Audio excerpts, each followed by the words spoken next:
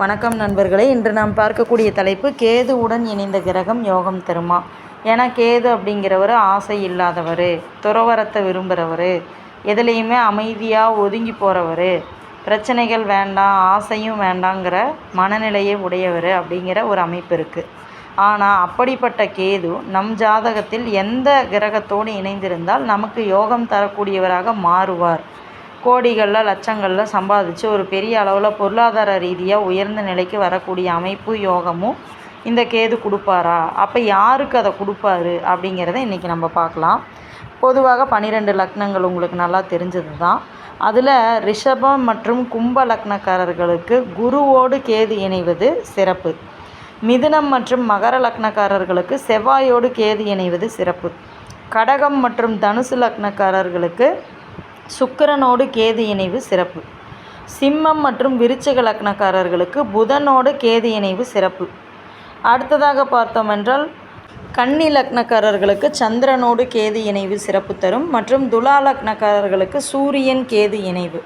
மற்றும் மேஷ மற்றும் மீன லக்னக்காரர்களுக்கு பார்த்திங்கன்னா சனி மற்றும் கேது இணைவுங்கிறது சிறப்பு. சரிங்களா?